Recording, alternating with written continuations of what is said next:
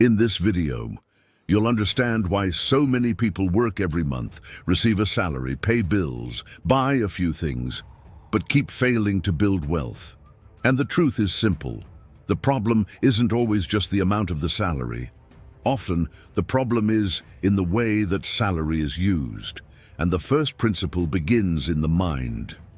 Principle 1. Change your mindset about money. Before changing your bank account, you need to change the way you see money. Because many people look at their salary only as a reward for the month worked. They receive it and think, now I can spend. They receive it and think, I deserve to buy this. They receive it and think, I'll figure out how to save later. They receive it and think, when I earn more, I'll start investing. But this type of thinking keeps a person trapped in the same cycle. Money comes in, brings relief for a few days, then disappears.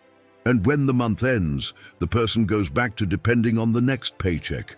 Robert Kiyosaki teaches that the rich don't look at money only as something to spend. They look at money as a tool to create more income, a tool to buy assets, a tool to learn, a tool to build freedom. This shift seems small, but it's powerful. Because when you see money only as consumption, every dollar that comes in becomes an opportunity to buy something. But when you see money as a tool, every dollar that comes in becomes a question. How can I use this to improve my future? This question changes everything. Instead of asking only, what can I buy? You start asking, how can I make this money work for me? Will this expense bring me closer to freedom or keep me trapped? Is this a momentary reward or a smart decision? Am I buying something that improves my life or just trying to relieve exhaustion? This is where the turning point begins. Imagine Mark. Mark was an ordinary person. He worked every day, received a salary, and thought he was doing the best he could. But whenever money landed in his account, he thought first about immediate comfort, a more expensive dinner, an impulse purchase, a night out to forget the stress, a new product to feel like he was making progress. Nothing seemed serious at the time. The problem is that after a few weeks, Mark would look at his account and realize there was nothing left over for the future. He worked, got paid, and spent. Worked, got paid, and spent. Always repeating the same cycle. Until one day he realized something. His salary wasn't the enemy. The lack of direction was. From that moment on, Mark began observing his own thoughts.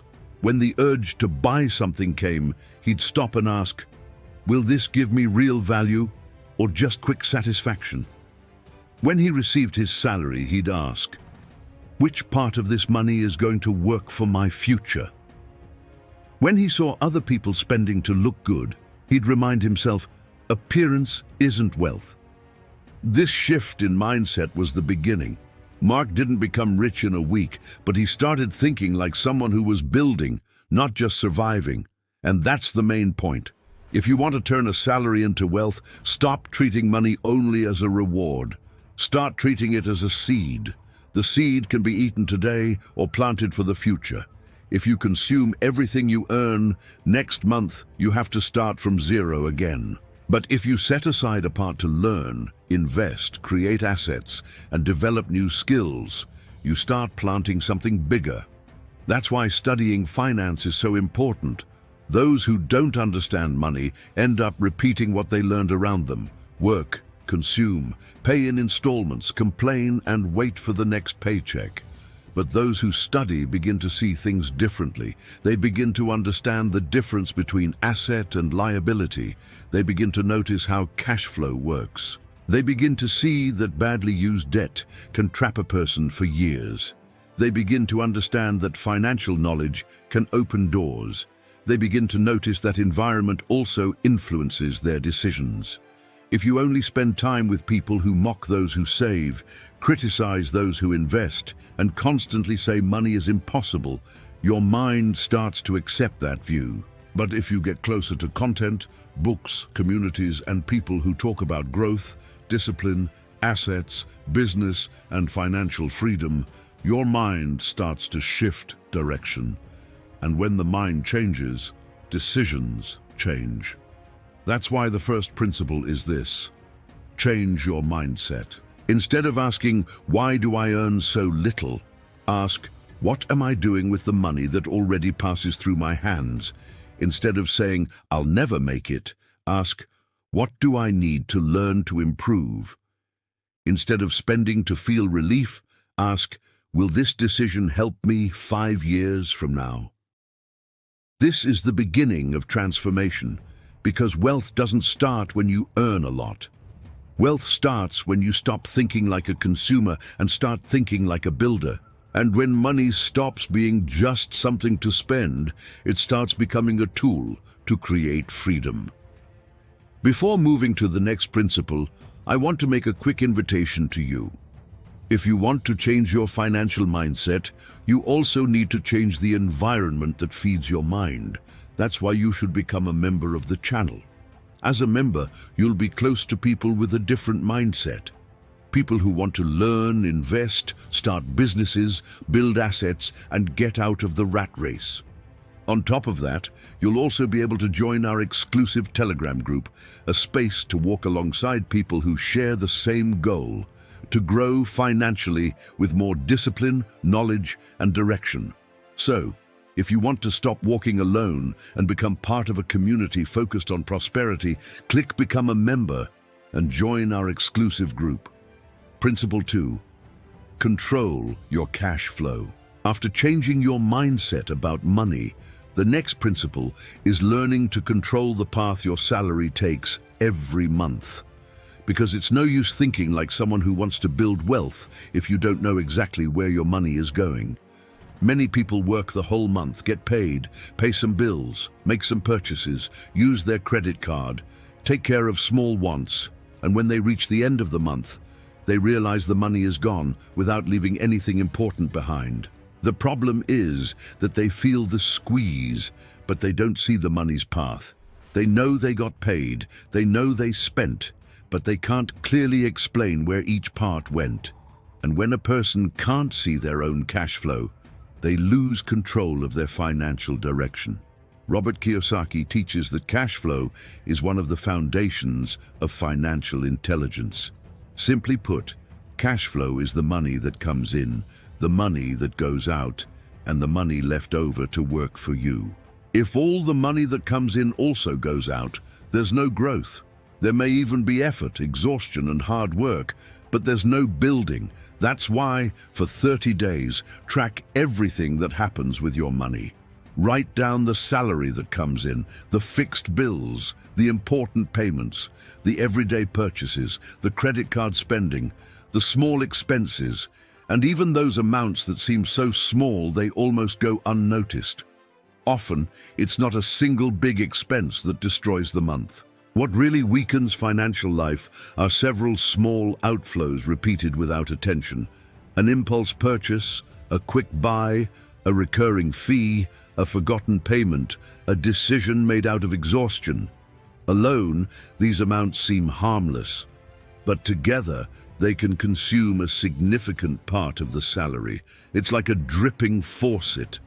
One drop seems like nothing, but over time it fills a bucket. The same thing happens with money. Small leaks, when repeated every month, prevent you from building a reserve, investing, buying assets, or moving toward a freer life. But controlling cash flow doesn't mean living in fear of spending. It also doesn't mean turning the budget into punishment. The budget needs to be seen as a plan. It serves to show your money which direction to follow before the world decides for you. That's what Mark started to understand. After changing his mindset and realizing his salary needed to be a tool, he saw that organization was still missing. He no longer wanted to spend just on impulse, but he needed to see the numbers clearly. So he decided to track every outflow for 30 days. At first, Mark thought he already knew where he was spending, but once he started writing everything down, he realized there was a lot of money going out without any planning. Some expenses were necessary, others were important, but many existed only because he had never stopped to think about them. This was a decisive moment. For the first time, Mark wasn't just complaining about his salary. He was observing his own money's behavior. And when you understand how money behaves in your life, you gain the power to change the outcome. After that, he started organizing his expenses by category. He separated what was essential, what was important, what could be adjusted, and what was just impulse. This simple organization brought clarity. He began to notice that some small decisions, repeated over months, were delaying his financial freedom. One question began guiding his choices.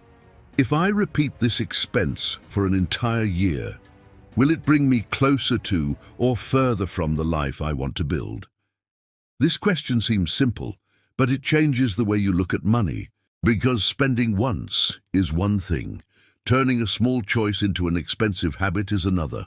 Another important part of controlling cash flow is automating what really matters. As soon as the salary lands, a portion needs to go to your savings, your reserve, or your investments, according to your situation and your plan.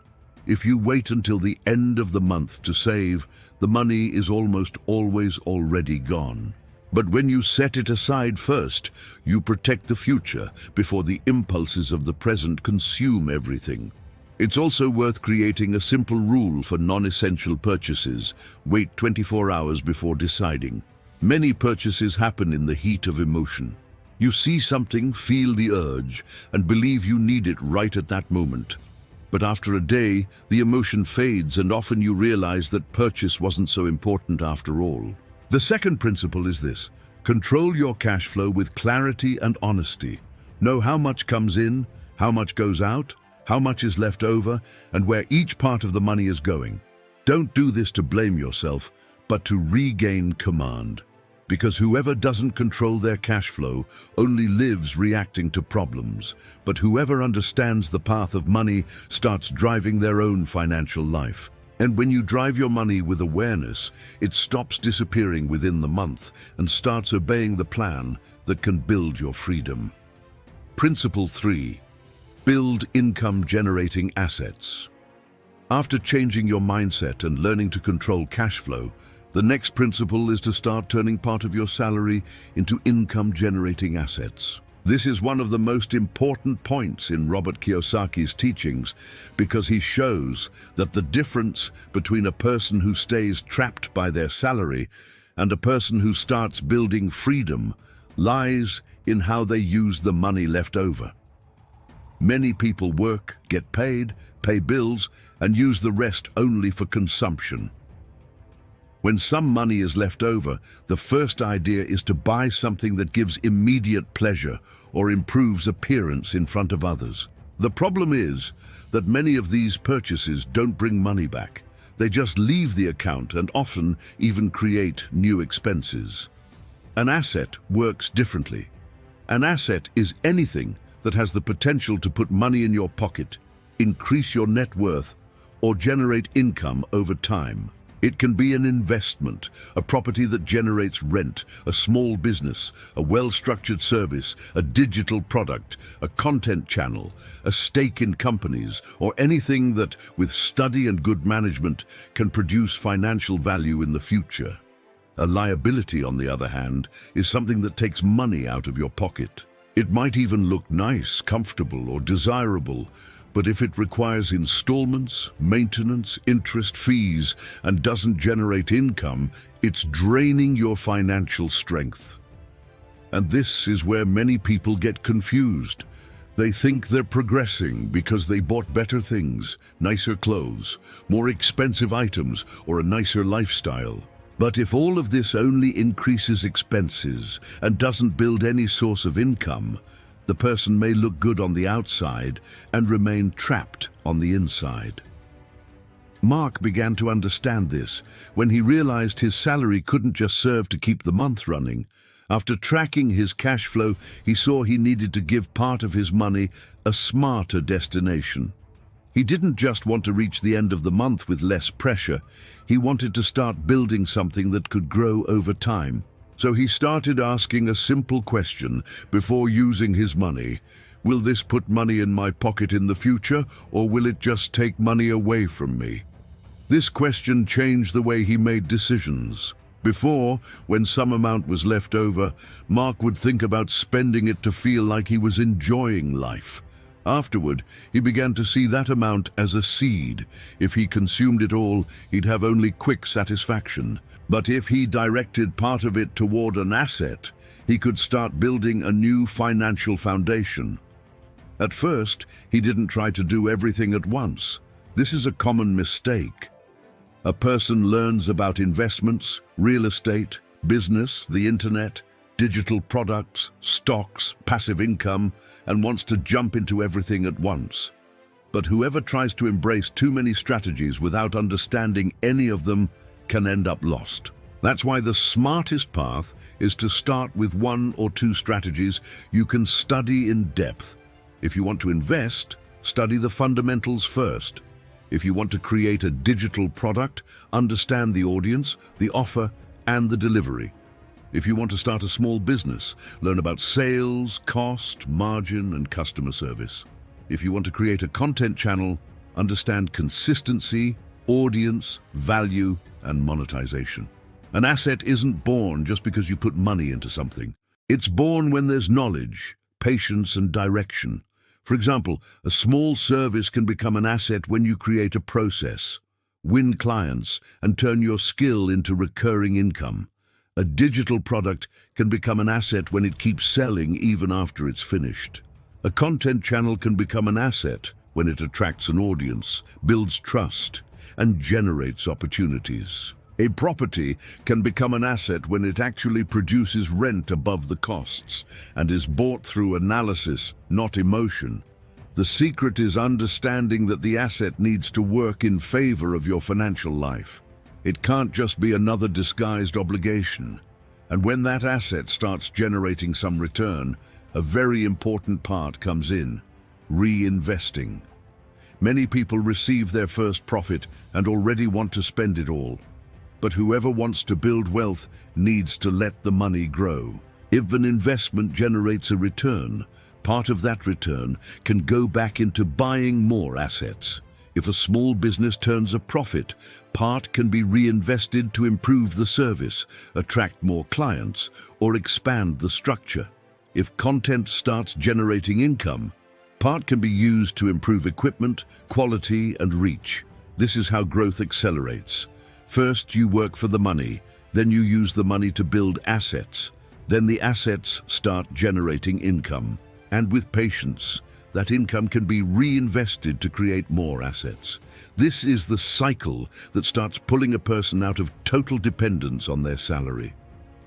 The third principle is this: turn part of your salary into income-generating assets.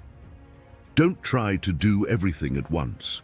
Choose a direction, study, understand the risks, start small, and move forward with consistency. What matters is stopping using all your money just for consumption and starting to build something that can also work for you. Because a salary that's only spent keeps you trapped in the next month. But a salary that's directed toward assets starts building a future with more freedom, more security, and more possibilities. Principle 4.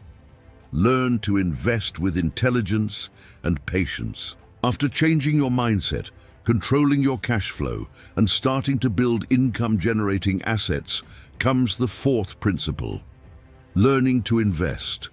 This point is essential because many people want to make their money grow, but they enter the world of investing unprepared. They hear someone talking about an opportunity, see a promise of quick gains, follow a trend online, and put money into something they don't understand. And this is one of the most dangerous paths. Investing is not gambling.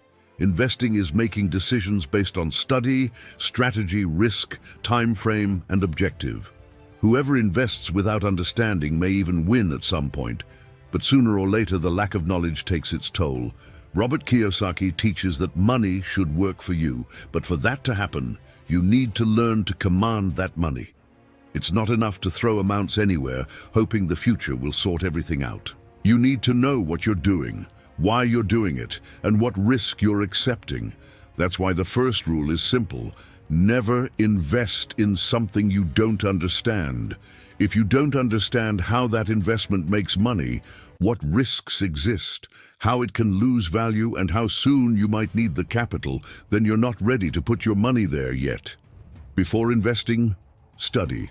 Understand the basics of index funds, stocks, bonds, real estate, businesses, fixed income, commodities, your own projects, and even cryptocurrencies, if you decide to study that market with much greater caution. It's not necessary to invest in everything. The goal isn't to run in every direction. The goal is to understand enough to make better decisions. A financially intelligent person doesn't try to look sophisticated. They try to be consistent. And consistency matters more than excitement. Many people start investing with enthusiasm, but abandon the plan at the first drop. They buy when everyone is talking it up, sell when they feel afraid, and keep changing direction every time a new promise appears. This behavior blocks growth. Investing with intelligence requires patience. It means understanding that the market can go up and down. It means knowing that some results appear over time. It means accepting that wealth isn't built in a weekend, but through steady contributions, discipline, and a long-term view. A simple strategy for many people is making monthly contributions. That is, setting aside a portion of income every month and investing it regularly within a plan suited to their own profile. It can start small. What matters is building the habit of putting money to work continuously. Over time, this consistency starts gaining strength because you don't depend on just one perfect moment. You build gradually, month after month, decision after decision, contribution after contribution. And when returns appear, the ideal is to reinvest. That way, the money that already worked starts working again. This is the power of compound interest. The gains also start generating new gains. But for this to work, there's an important safeguard: the emergency reserve. Before investing more aggressively, you need to have money set aside for unexpected events. This reserve keeps you from being forced to sell investments at a bad moment because of an emergency. Imagine someone who puts all their money into long-term investments but has no reserve at all. If an unexpected expense comes up, that person may need to sell right when the market is down. They don't sell because they want to. They sell because they have to.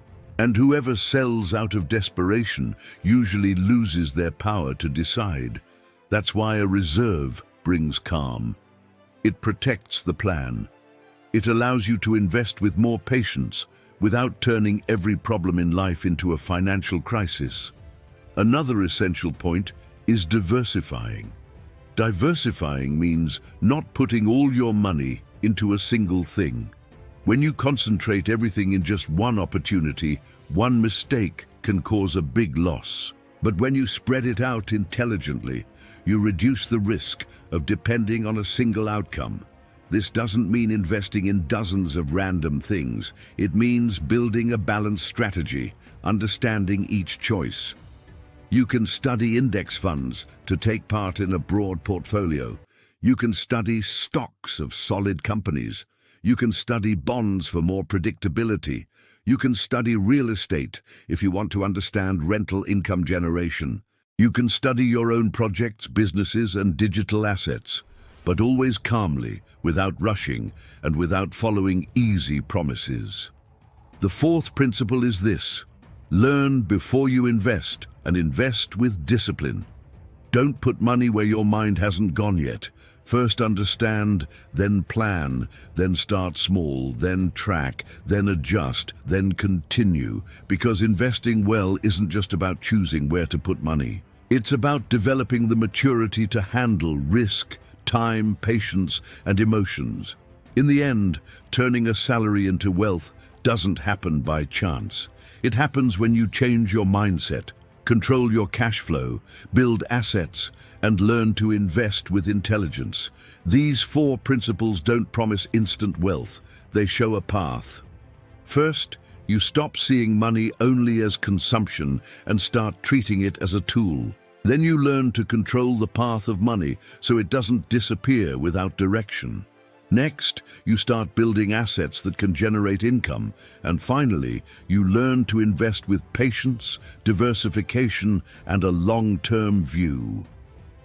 This process requires education, consistency, and discipline. But that's how change begins. It's not with one giant decision, it's with small decisions repeated every month. Studying a little more, setting aside a portion of income, analyzing more carefully before buying, avoiding emotional decisions, investing with awareness, reinvesting the gains, building assets gradually. Over time, these choices start forming a new reality. If this video made sense to you, leave a like, subscribe to the channel, and share it with someone who needs to learn how to turn a salary into wealth. And write in the comments, "I will make my money work for me." Make that phrase a commitment to your future, because the salary you only spend keeps you trapped in the next month. But the salary you educate, direct, invest, and turn into assets can open the way to a life with more freedom, security, and choices.